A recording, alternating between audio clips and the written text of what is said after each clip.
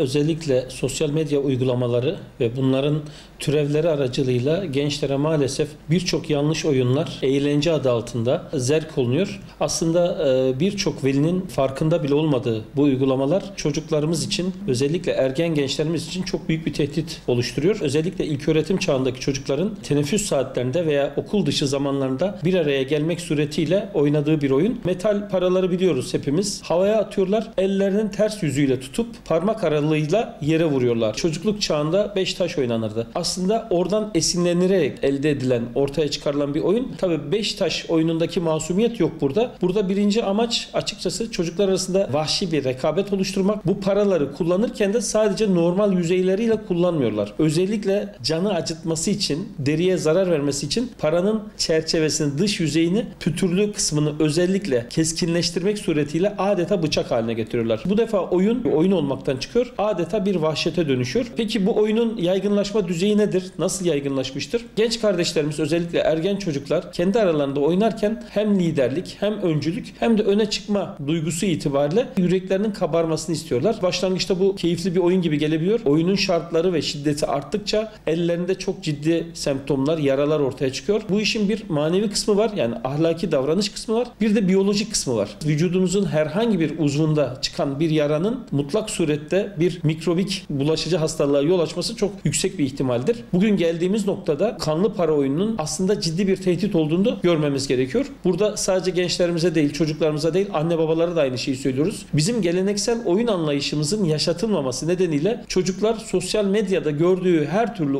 uygulamayı, aktiviteyi oyun olarak hayatlarına aktarıyorlar, dahil ediyorlar. Dolayısıyla boş zamanlarında geleneksel oyunları bilmeyen, oynayamayan çocuklar doğal olarak sosyal medyanın kendilerine adeta baskı şeklinde, psikolojik anlamda yönlendirir. Çocuklar da bunun o kadar masum olduğunu görür ve olduğu gibi kabul eder. Unutmamak gerekirse bu tür vahşi oyunların asla kazanan olmaz. Bunu deyim yerindeyse bir savaş gibi düşünebilirsiniz. Hiçbir zaman bu durumda eli kolu kanayan, yarayan bir genç kardeşimizin bu noktada başarılı olma gibi bir şansı yoktur. Basit oyunlarla keyifli vakit geçirebilirler. Geleneksel, geçmişte oynamış olduğumuz oyunların yaygınlaştırılması, hatta bunlarla ilgili etkinliklerin geliştirilerek turnuva şeklinde okullarda ilçe bazlı ve il bazı düzenlenmesidir. Tüm bunlar, alternatif oyunların geliştirilmesi, zaten genç kardeşlerimizin sosyal medyadaki bu tarz tuzak ve vahşi oyunlardan uzak kalması için yeterli olacaktır. Çocuklarımızla evin içinde dahil geleneksel oyunlar oynayabilmek veya en yakın parka gidip parkta enerjisini boşaltması, arkadaşlarla birlikte zaman geçirmesini sağlamak bu platformların olumsuz yönlerini engelleyecektir diye düşünüyorum.